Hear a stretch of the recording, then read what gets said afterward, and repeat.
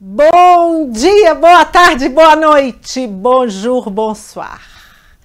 Je me sens mieux ici, je vous avoue.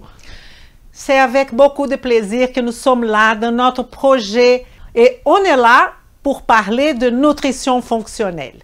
Je suis Elisa Marceau, je ne sais pas si vous me connaissez, chirurgien dentiste, naturopathe spécialisé en nutrition fonctionnelle. Et je suis là tout simplement pour vous montrer comment appliquer de A à Z la nutrition fonctionnelle pour transformer de vie, la vôtre et celle de vos patients.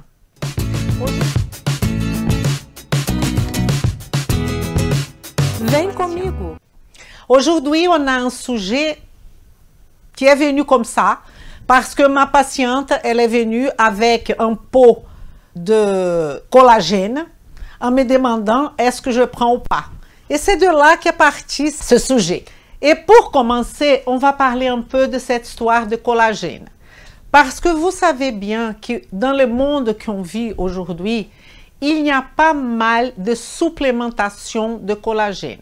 Collagène pour la peau, collagène pour plusieurs raisons. Et ce collagène que je vous ai mis ici, popularité de suppléments. Je vous avais dit que je n'allais rien écrire, mais je pense que pour l'apprentissage, quand on utilise les intelligences multiples, on a besoin d'écouter, on a besoin de voir, on a besoin de sentir. Malheureusement, sentir on ne peut pas, mais utiliser tous nos sens. Et donc, c'est pour ça que j'ai décidé quand même de vous faire un topo. Si vous voulez, je vous laisse déjà faire un clic là, un print, si vous voulez. Et comme je vous ai dit, ce collagène-là, il vient sous toute forme. Il vient même dans des aliments qui sont des aliments transformés, des aliments industrialisés comme barres de chocolat. Il vient dans le thé, le collagène, crème à café et d'une façon plus naturelle dans les bouillons de l'os, n'est-ce pas? Tout ça, il y a du collagène. La question qu'on va se poser aujourd'hui, c'est celle-là. Comment augmenter la production de collagène? Est-ce qu'il faut l'augmenter? Et est-ce qu'elle est la solution pour le rajeunissement? J'ai mis ça pour vous tirer l'attention, mais ce n'est pas que le rajeunissement. Vraiment, il y a des papiers, des articles qui vont nous parler. Ici, je vais faire une liste, après on va argumenter que le collagène, il y a de tout. C'est pour ça que la nutrition fonctionnelle ou la nutrition en général, il faut faire beaucoup d'attention. Parce que d'un aliment ou d'un acide aminé ou d'une protéine, ils disent qu'il sert à tout. Ici, on a arthrose, arthrite, douleur articulaire, polyarthrite rhumatoïde, maladie auto-immune, santé osseuse. Ah oui, on peut utiliser aussi notre collagène pour la peau, pour les ongles, pour les cheveux, pour la performance sportive. Vous là qui sont les coachs sportifs, on va parler de ça. Perte de poids pour ceux qui sont intéressés par femmes ménopausées, gain et perte de poids, gain de masse musculaire. Tout ça, il y a des articles qui vont mettre en avant notre collagène. Mais on va discuter tout ça. Ce n'est pas aussi simple. Vous savez, quand vous êtes ici avec moi, il n'y a rien qui est simple. Alors, une chose on sait. À quoi sert ce collagène? Cohésion, élasticité, parce qu'il faut bien comprendre que tout ce que je viens de vous dire, c'est le collagène supplément, ok? Qui est toujours per os, par voie orale, ok? Mais là, je vous parle de la fonction collagène en termes physiologiques.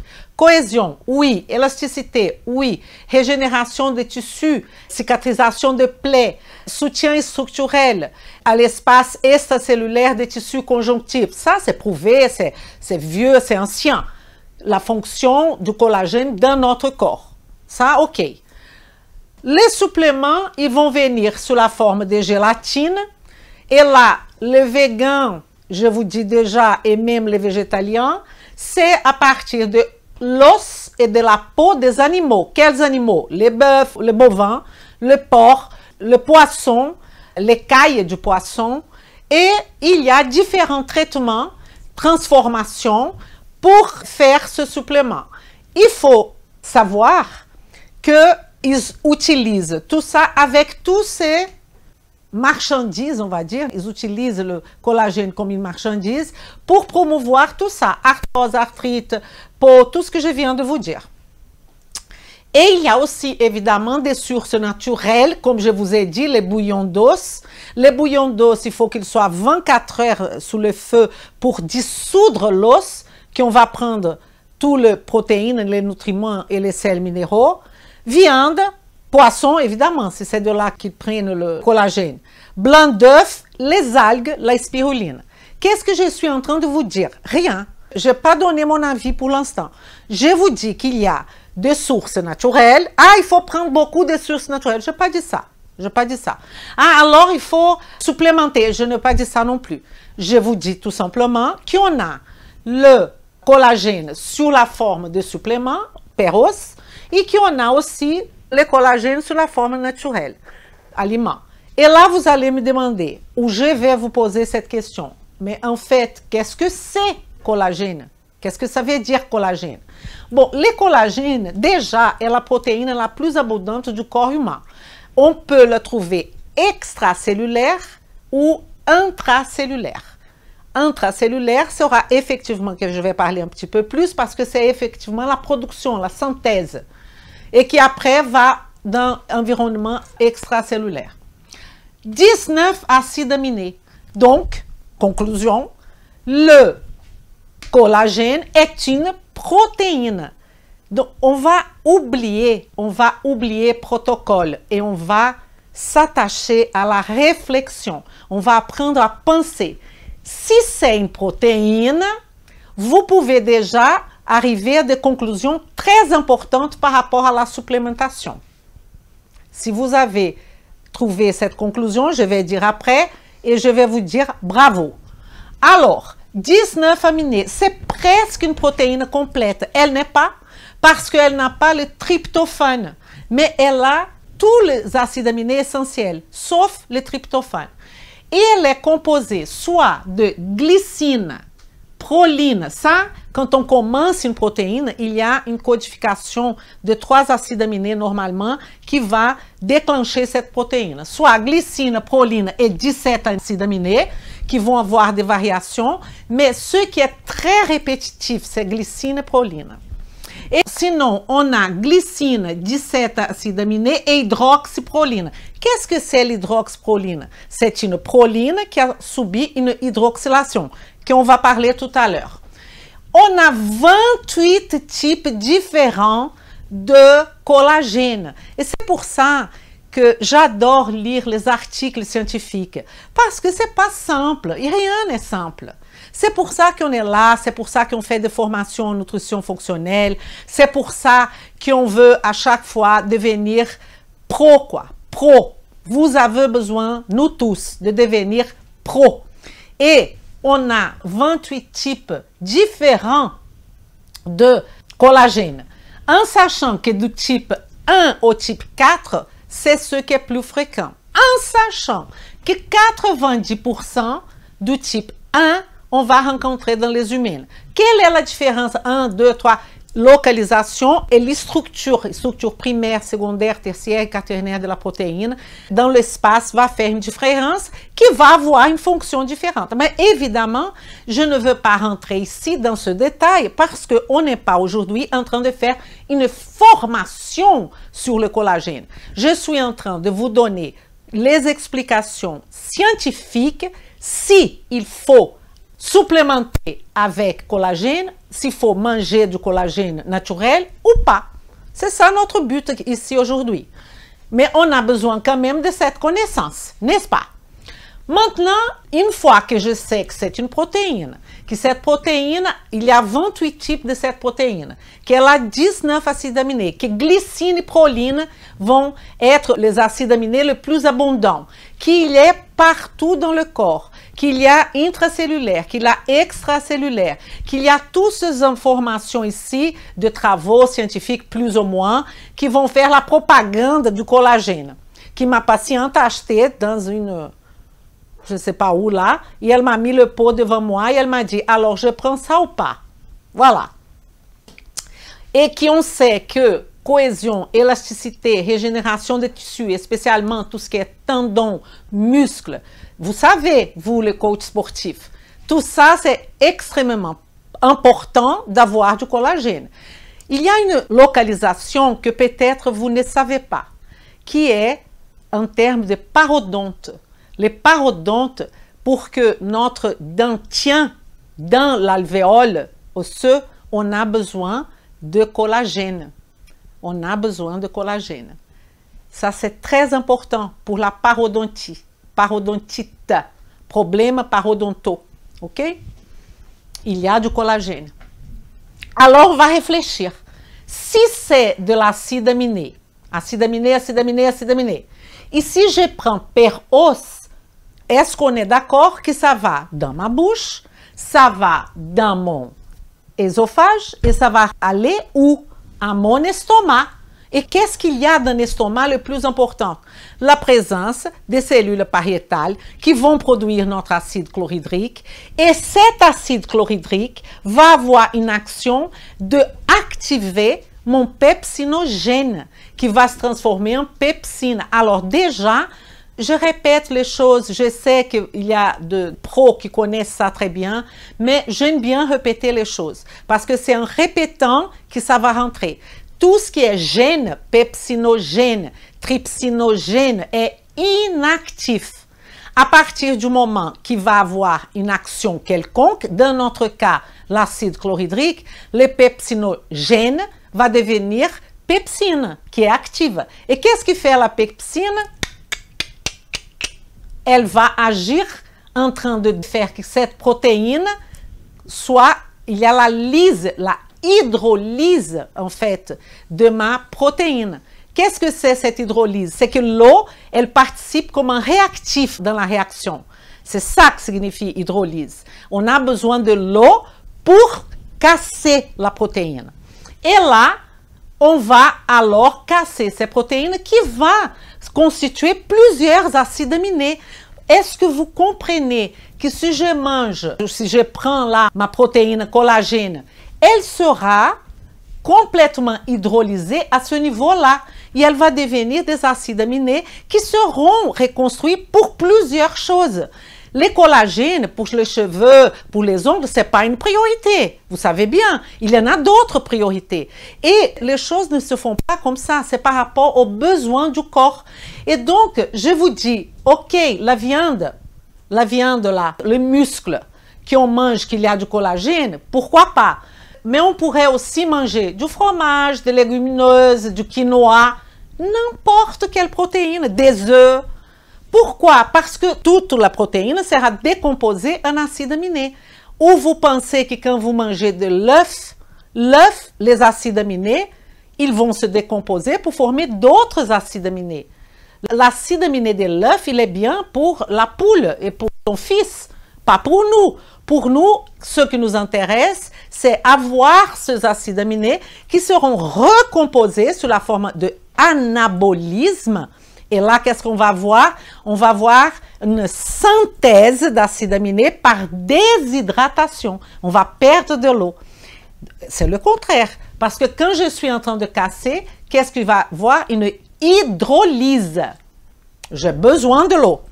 Et quand je vais construire ma protéine humaine, je vais faire une déshydratation, une synthèse par déshydratation. Donc, je vais perdre de l'eau. Vous voyez? Et donc, la conclusion qu'on va se faire, c'est que ma patiente qui est là avec son pot de collagène, je sais qu'il y aura des gens qui vont dire attention, peut-être ce n'est pas du collagène, peut-être c'est des tripeptides, parce qu'il y en a dans les commerces ceux qui donnent déjà tripeptides, déjà un peu cassés. Mais un peu cassé ou pas un peu cassé, la conclusion est que probablement, au niveau de l'estomac, on aura déjà cette lyse de protéines en acides aminés. Vous comprenez la situation?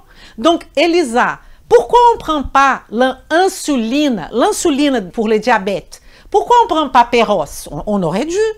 Parce que l'insuline, c'est un peptide. Et donc, elle sera cassée. Et c'est pour ça qu'elle est intraveineuse. Peut-être on peut prendre le collagène intraveineuse. Là, c'est une autre histoire. Mais vous comprenez bien que ce n'est pas possible. Mais, il y a un grand mais. La science, il n'y a pas de vérité, il n'y a pas de faux. Il faut ouvrir l'esprit. Parfois, quand je vous dis des choses comme ça, il y a... la vie, elle est comme ça, n'est-ce pas? Il y a des personnes qui m'écrivent, ce n'est pas de la science, vous ne dites pas les choses correctement. Ce que je voudrais dire à cette personne, c'est qu'il n'y a pas de vérité en science. Il y a en ce moment, on croit à ça. Peut-être dans 5 ans, tout ce que je dis, je me retire. Vous vous rappelez qu'on disait que c'était très important de manger le matin comme un roi, à midi, manger comme un prince, et le soir, manger comme un pauvre, je ne sais pas quoi là. Ça n'existe plus. Ça n'existe plus.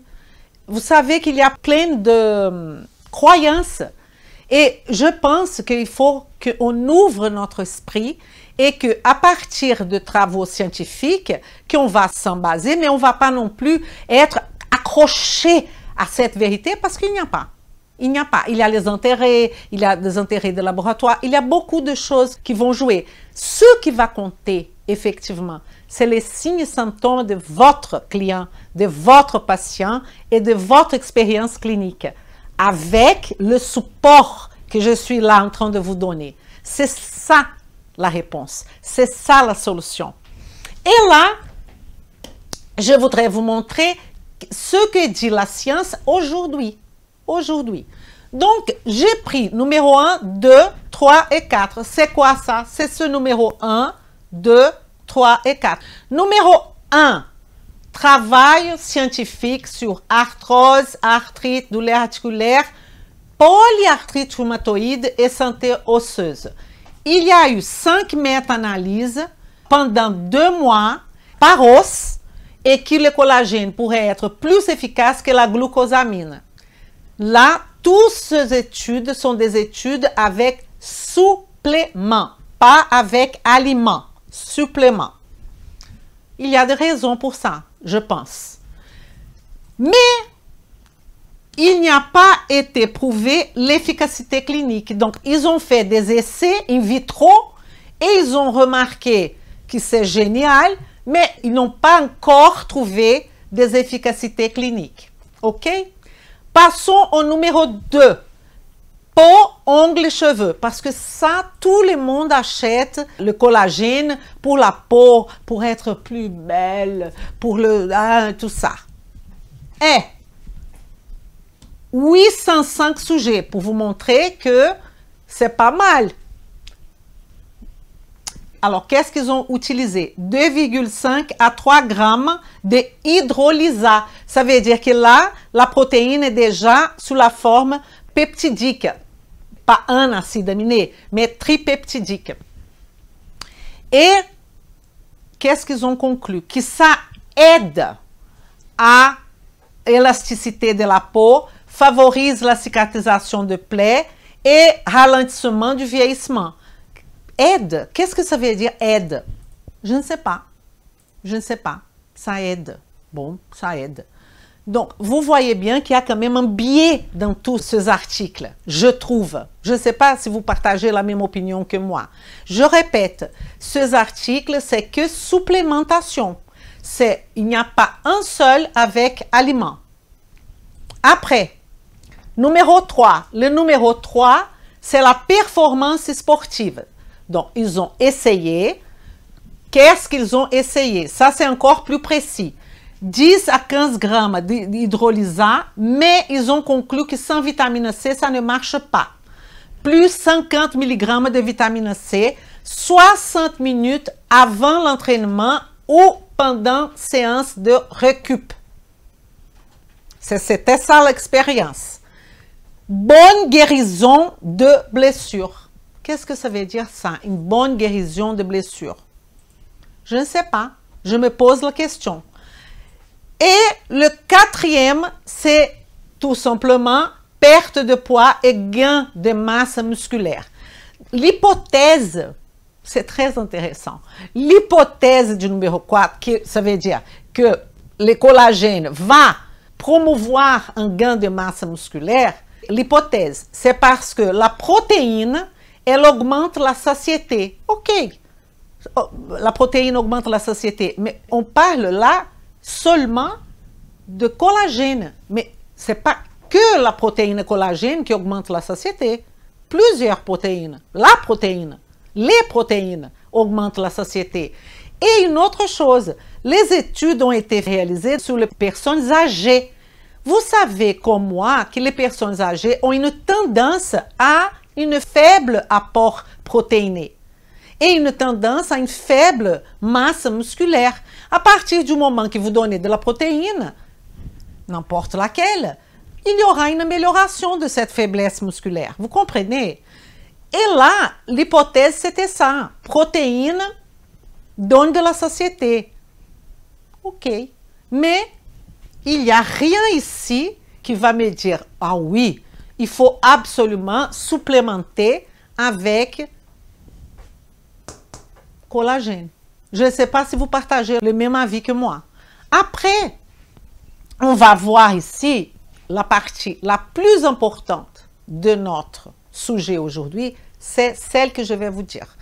Mais avant de vous dire ça, je voudrais vous parler de l'importance de cette vision de la nutrition fonctionnelle, parce que ce que je vais vous présenter, c'est ce qui fait le succès de la nutrition fonctionnelle vis-à-vis de vous et votre client ou votre patient. Ah Elisa, pourquoi vous me dites ça? Parce que c'est exactement ça qui se passait avec moi, c'est exactement ça qui se passe avec moi. C'est que la nutrition fonctionnelle, qui est une stratégie, quand on dit stratégie, ça donne l'impression que c'est simple. Non, c'est une stratégie qui va demander une base fondamentale d'études, une physiologie, une physiopathologie, connaître un peu, et je sais qu'il y a là de pharmaciens, connaître un peu l'action de médicaments, sinon beaucoup, avoir toute cette notion. Mais vous pouvez me dire, et là je voudrais vous lire quelque chose. Il y a une personne, je ne la connais pas, elle m'a écrit, elle m'a dit, Elisa, je voudrais tellement être capable de devenir un professionnel de santé de qualité comme vous. Écoutez, je voudrais vous poser une question. Qu'est-ce qui vous empêche? Moi, je suis exactement comme vous. Exactement comme vous.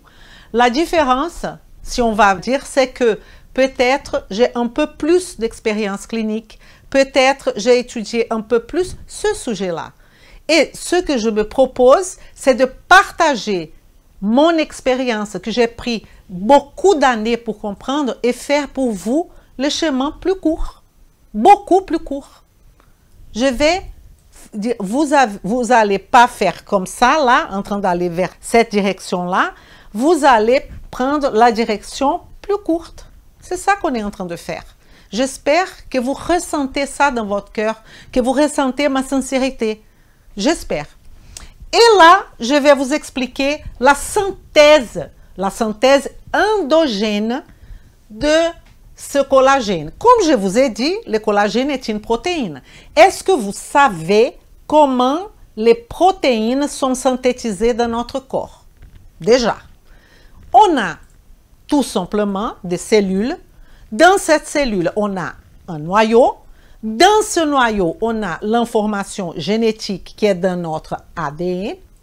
Et là, qu'est-ce qui va se passer? On aura un ordre est donné pour la production d'une protéine quelconque. Ça peut être insuline, ça peut être le collagène. Le processus de synthèse de protéines, il est universel dans l'humain.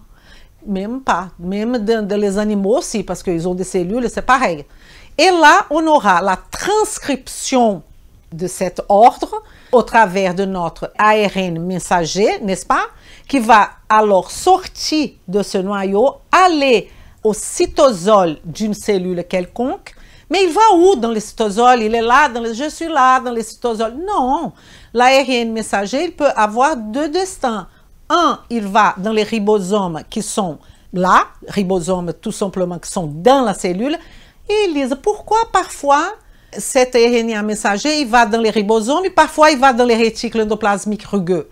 Parce que quand la protéine, elle est produite au niveau ribosomal, c'est pour atteindre un besoin de cette cellule-là, de la cellule elle-même. Quand elle va dans le réticule endoplasmique rugueux, c'est parce qu'elle sera libérée. On aura une exocytose de cette vésicule qui va se former. Il y a le réticule endoplasmique rugueux où on aura la synthèse de la protéine. Après, cette protéine sera façonnée par notre complexe de Golgi. Et après, par une action hormonale, par une action quelconque, il y aura un signal qui va éliminer cette vésicule dans un autre lieu. C'est ça la synthèse de protéines. Et quand on voit ici, je vous ai mis l'ADN transcriptionnel. 19 acides aminés vont se former au niveau de ce noyau, ok? Qui c'est la protéine primaire. Et cette protéine primaire va au réticule endoplasmique rugueux, vous voyez? Et ce que je vous ai dit qu'il y a pour former ce collagène essentiellement, surtout proline, lysine et glycine. Donc, la proline et la lysine, je voudrais vous donner ça comme exemple. On va former ce qu'on appelle procollagène. Et ce procollagène, s'il va au niveau extracellulaire, va devenir collagène. C'est un processus. C'est un processus de synthèse. Comme on a la pré-proinsuline, on a la proinsuline et on a l'insuline. On a le pré-collagène. Normalement, toutes les protéines, elles ont cette phase pré ou pro, n'est-ce pas? Donc, on va former ce procollagène.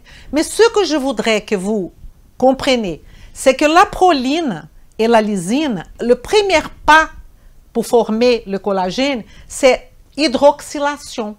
La proline va recevoir une hydroxyle, donc elle va s'appeler hydroxyproline.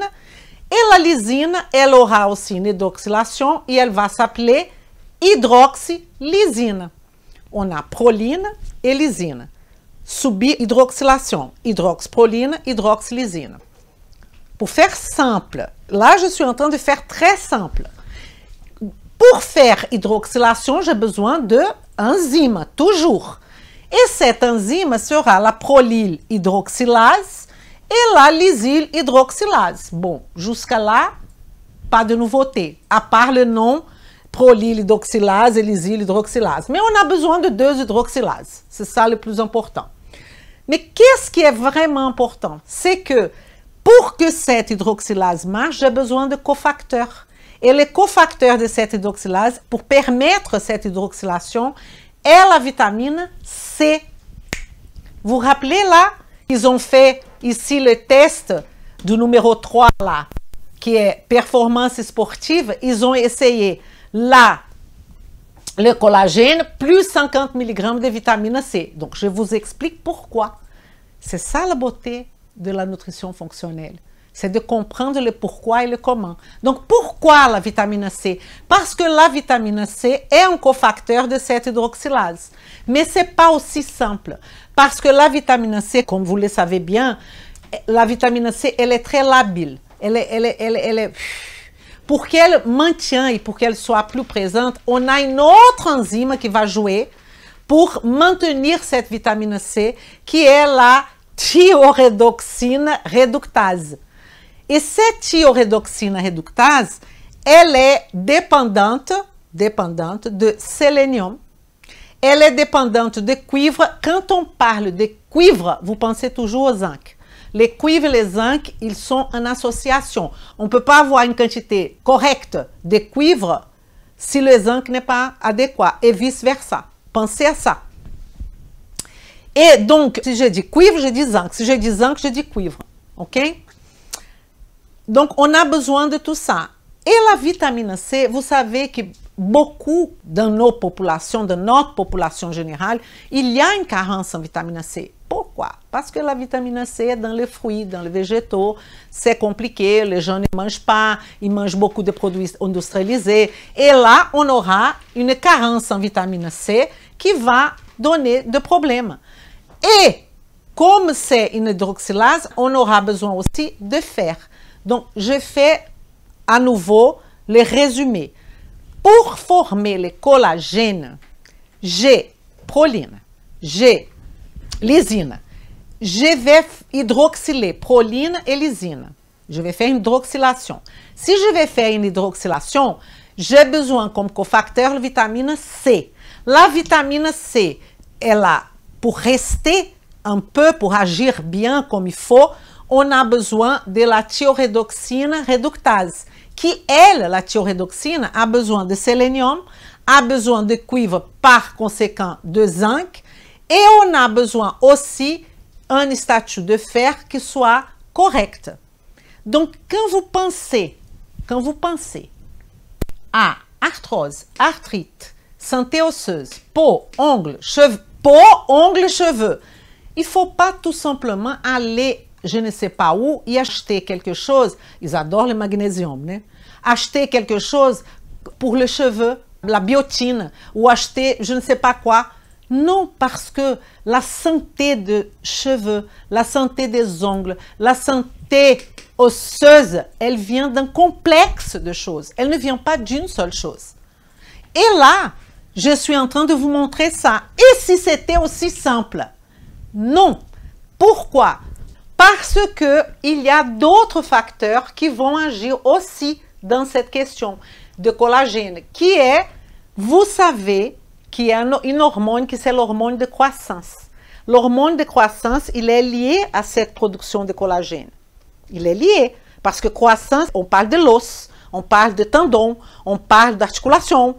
Et vous savez que jusqu'à 18 ans, notre hormone de croissance est top. À partir du moment qu'on vient comme Elisa, hormone de croissance, qu'est-ce qu'on fait pour stimuler, pour moduler cette hormone de croissance d'une façon naturelle, d'une façon de la nutrition fonctionnelle? Est-ce que vous le savez? Comment on module? Au travers du sommeil. Il va falloir dormir. Et là, on va revenir au modifiable. Donc, le sommeil va permettre cette augmentation de croissance. Et je n'ai pas oublié, vous, le coach et l'éducateur sportif, l'activité physique. Activité physique et sommeil sont les facteurs qui vont moduler cette GH. Vous voyez? On a besoin de tout ça pour effectivement augmenter la production endogène de collagène. Je sais que peut-être je suis en train de décevoir plusieurs personnes parce que si vous pensez encore et encore, est-ce qu'on est sûr que cette supplémentation de bovins et de porcs, il n'y a pas là-dedans de produits extrêmement toxiques pour nous? Je ne sais pas. Je ne sais pas. Tout ça, c'est bio. Il n'y a pas de pesticides, il n'y a rien. Il n'y a pas d'antibiotiques, rien. Parce que prendre quand même un supplément pour améliorer mon arthrose, ma polyarthrite, gain musculaire, performance sportive, ma peau, mes ongles, cheveux avec des pesticides ou des antibiotiques, je ne vois pas l'objectif. Je ne vois pas. Donc, est-ce que ne serait pas beaucoup plus judicieux, écoutez-moi, qu'est-ce qui propose la solution de la nutrition fonctionnelle? Pour la peau, pour les cheveux, pour la polyarthrite, pour tout ça. Évidemment que je fais ici un grand résumé. Mais, bilan du stress oxydatif. Bilan du stress oxydatif? Eh oui, regardez, fer, sélénium, cuivre, zinc, SOD, glutathion peroxydase, bilan du stress oxydatif. Ah non, mais moi, je ne fais pas de bilan. Ok, vous allez donner tout ça dans l'alimentation. Il n'y a pas de problème. Vous êtes médecin, vous êtes naturopathe, vous êtes un professionnel que vous pouvez demander de bilan. Là, je voudrais être bien clair. Quand on demande de bilan, quand on n'est pas médecin, c'est parce qu'on veut faire un diagnostic nutritionnel. Et c'est complètement OK. Je ne veux pas faire un diagnostic de la polyarthrite rhumatoïde. Ce n'est pas du tout ça. Je vais faire un diagnostic nutritionnel. J'ai ce problème de polyarthrite rhumatoïde. Ça ne m'empêche pas de faire mon bilan du stress oxydatif pour savoir à quel niveau est mon patient vis-à-vis de son oxydation, de ces éléments oxydatifs, excès de fer par exemple, excès de fer, tout ce qui est oxydatif, LDL, oxydé, je ne sais rien. Et les éléments antioxydants, comme la vitamine C, comme l'acide urique, que les gens pensent, ah, l'acide urique. Non, l'acide urique, c'est un antioxydant. Coenzyme Q10, etc., etc. Donc, on peut faire, ou on peut apporter par l'alimentation un bon niveau protéique pour cette personne. Parce que si elle a ongles cassants, tout ça, et là, vous allez me dire. Ça, j'adore. Vous allez me dire. Mais Elisa, moi-même, j'ai ongles cassants, mes cheveux tombent, et je prends de la protéine, parce que j'ai dit concentration de protéines adéquate. Non, mais je prends 0,9, 1 gramme de protéines par kilo, tout va bien. Et votre absorption intestinale? Ça, vous n'avez pas considéré. C'est pour ça que l'intestin, la santé gastro-intestinale, est le premier pilier à prendre en compte. N'importe votre profession, si vous ne demandez pas à votre client des éléments pour savoir s'il a une santé gastro-intestinale ou pas, vous allez mourir dans la plage, comme on dit en portugais. Vai morrer na praia. Pourquoi? Parce que ça ne sert à rien de changer son alimentation. S'il y a de gaz, de ballonnement, des allergies retardées, il mange mal, il mange des produits là, oh, il mange des barres protéinées là, qu'il achète je ne sais pas où, de je ne sais pas qui. Barres protéinées, franchement, avec toutes les protéines qu'on a, pourquoi barres protéinées? Barres déjà, pourquoi ça? Je ne sais pas. Donc la solution, c'est ça. Et je vais plus loin. Bilan du stress oxydatif. Qu'est-ce qui peut éventuellement déséquilibrer mon stress oxydatif? Écoutez, oxydation, on a tous. Hein? Vous voyez là, hein? On a tous. Et je ne suis pas non plus la perfection. Hein? Attendez. Augmentation du sucre. Vous savez, tabac. Pas de soleil ou trop de soleil. Parce que là, vitamine D, pas de soleil. Le sommeil, tout ça sont des éléments pour empirer notre oxydation. Donc, je vais répéter tout simplement. Ma patiente, elle a arthrose, arthrite, les peaux, problème d'ongles, problème de cheveux, problème de peau. Vous allez mettre cette patiente, ou ce patient, ou ce client, n'importe, au milieu de la matrice de la nutrition fonctionnelle. Mais le problème, c'est que vous pouvez lui dire, écoutez madame, messieurs, vous ne mangez pas suffisamment de protéines, vous avez un problème de sélénium, de zinc, de cuivre, n'importe. Est-ce qu'il est prêt à écouter ça? Est-ce qu'il n'est pas dans la phase de pré-contemplation? Qu'est-ce que c'est la phase de pré-contemplation? Je ne sais pas pourquoi elle me dit ça, ça ne me concerne pas. Je suis venue pour un problème de cheveux ou de ongles, ou je suis venue pour perdre du poids, ou je suis venue pour avoir des tablettes, ou je suis venue pour un problème de thyroïde, ou je suis... Vous pouvez faire la liste de votre métier, tout ce que vous voulez. Ça ne sert à rien de dire aux gens, vous ne faites pas ça correctement, il faut faire ça. Il y a tout un travail de convaincre votre patient, de voir dans quelle étape il est, pré-contemplation, contemplation, action, il est en rechute. Et ici, on n'a parlé que d'une hormone. Mais si cette femme, peau, ongles, cheveux, performance sportive, elle est en ménopause ou elle est en pré-ménopause. Donc, il faut bien connaître votre client, votre patient. Ah, mais comment je vais connaître tout? Non. C'est pour ça que nous, en termes de nutrition fonctionnelle, des stratégies, on va choisir qui on va travailler. Elisa ne peut pas connaître tout, on ne connaît jamais tout, mais elle ne peut pas approfondir sur le bébé, l'alimentation du bébé, les ongles du bébé, les cheveux du bébé, la croissance du bébé, et en même temps, les cheveux, la croissance, les tempéraments, de tout ça, d'une personne de 70 ans. Le problème, c'est que peut-être vous avez peur de perdre un client. C'est mieux de le perdre. Et ceux qui vont rester, ils vont rester pour toujours. Parce que vous allez transformer la vie de cette personne. C'est ça donne du travail. Eh oui, mais c'est ça qui nous fait sortir du lot. C'est ça qui nous fait, ça que cette fille a dit. Je voudrais tellement être capable de devenir un professionnel de qualité comme vous. Déjà, je ne mérite même pas ça.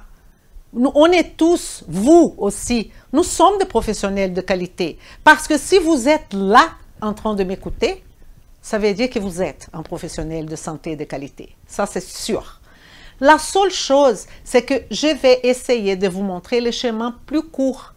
Est-ce que vous comprenez cette proposition? Je ne suis pas contre le médicament. Je ne veux pas faire d'apologie contre le médicament parce que c'est stupide. Le médicament, ils existent pour sauver de vies, évidemment. Ma lutte est donner une chance au corps parce qu'il y a énormément de maladies, de civilisations. Vous voulez la liste, elle est là. Diabète, cancer, qui on peut agir sans le médicament. Donnez une chance. Ne va pas dire ce que je n'ai pas dit. Je ne suis pas folle. Ah, Elisa, maintenant, elle veut donner la cure du cancer avec des carottes.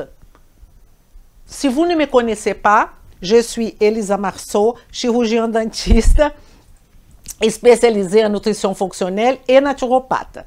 C'est pas grave si vous ne me connaissez pas. Mais je ne fais pas d'apologie de quoi que ce soit. Je ne fais pas d'apologie de « allons-nous contre les médecins ». Les médecins sont des gens géniaux. C'est pas ça la problématique. La problématique, que je vais répéter ça dans vos oreilles là pour que vous m'écoutez. La médecine parallèle, la médecine complémentaire, la médecine classique, la médecine qui vient avec, tout ce nom, toutes ces étiquettes, mais quelle est l'importance? L'importance est, est-ce que vous êtes capable de donner une solution à la problématique de votre patient ou de votre client? C'est tout. C'est ça la question. Donc, il ne faut pas... Le médecin, j'adore parler de médecin, parce qu'il y en a beaucoup qui n'essayent pas de donner cette solution au travers d'un protocole. Peut-être, ça serait intéressant, avant le protocole, de réfléchir à une autre solution qui ne soit pas médicamenteuse. Mais je ne suis pas contre le médicament. Ça, il faut être sûr. Un bilan du stress oxydatif, qu'est-ce qu'il doit avoir? Il doit avoir la partie pro-oxydative, exemple, regardez le fer, regardez le sélénium, regardez le cuivre. Parce que l'excès de cuivre, c'est pro-oxydatif. Le problème de ça, c'est que tout ce qui est antioxydant, en excès, devient oxydatif. Donc, les éléments que vous allez, je vais dire lentement, que vous devriez regarder sont sélénium, zinc, cuivre, ferritine. Ne va pas mesurer le fer sérique, si c'est le cas. Hein? Ferritine à 150 à peu près. Bon, j'ai beaucoup de choses à vous dire. Ferritine, vous allez mesurer le LDL oxydé. Ce n'est pas le LDL que le médecin fait, c'est le LDL oxydé. C'est une autre mesure. Acide urique. Vous pouvez mesurer la 8-hydroxydéoxyguanosine. Si vous ne connaissez pas, vous allez connaître plus tard. Vous allez mesurer la glutathione peroxydase, qui est sélénium dépendante, et le manganèse SOD, superoxyde dismutase. OK? La SOD et la glutathione peroxydase. Là, vous avez un super bilan. Un super bilan. Ou sinon, par les signes et symptômes de votre patient ou de votre client, vous êtes capable de déduire. Parce que je voudrais vous dire quelque chose. Quand vous faites un bilan sanguin, un bilan urinaire, parce que la 8-hydroxydéoxyguanosine, c'est que bilan urinaire. Hein? Quand vous faites ça, c'est la même chose de donner une calculatrice à quelqu'un qui ne sait pas faire ni l'addition, ni la multiplication, ni la division. Je vous invite à commencer à faire votre clinique, votre diagnostic nutritionnel à partir de votre connaissance. De votre connaissance en biochimie alimentaire, de votre connaissance en biochimie, de votre connaissance des signes et symptômes, des nœuds. Et la question de bilan elle vient simplement pour confirmer votre hypothèse. OK? Confirmer votre hypothèse. Mes élèves, je les interdis de commencer par bilan. Ce n'est pas le moment de faire bilan. Le moment est mettre votre patient dans la matrice, analyser le modifiable, analyser chaque nœud, et il y a quand même 7 nœuds, analyser la partie biochimie, ça veut dire méthylation, glycation, inflammation. Tout ça, vous allez faire, votre travail sera magnifique, sera top. 10 000, vous pouvez me croire. J'ai des patients qui sont avec moi, ça fait 10 ans. 10 ans. Même quand j'étais même pas ici à Cahors, j'étais à Senlis. Ils sont toujours avec moi. Pourquoi? Parce que, c'est pas parce que je suis sympathique, c'est parce que je propose des solutions. Des solutions. Et nous, on va accompagner cette personne toujours. Pas à chaque fois qu'elle a un problème, avant qu'elle ait un problème. C'est ça la beauté de notre travail. Mais il faut que vous croyez, il faut que vous mouillez, il faut que vous mouillez la chemise, il faut rentrer avec moi dans l'eau, quoi. Comme je dis, il faut brûler le pont. Je peux compter sur vous? Et, il faut me rappeler, like. Je ne vais pas expliquer pourquoi, parce que c'est comme ça qu'il y a la diffusion. Si vous pouvez partager, partagez. Si vous pensez que ça vaut le coup, je vous demande pas plus que ça. Si ça vaut le coup de partager, vous partagez. Et vous écrivez aussi tout ce que vous avez dans votre tête. Pour moi, j'ai lu tout le monde. Hein. J'adore vous lire. Évidemment, quand ce sont des commentaires intelligents, des commentaires sympathiques. Ceux qui sont là que pour agresser, je vois pas pourquoi. OK? Je vous souhaite une excellente soirée, un gros bisou e vem comigo! Vem comigo!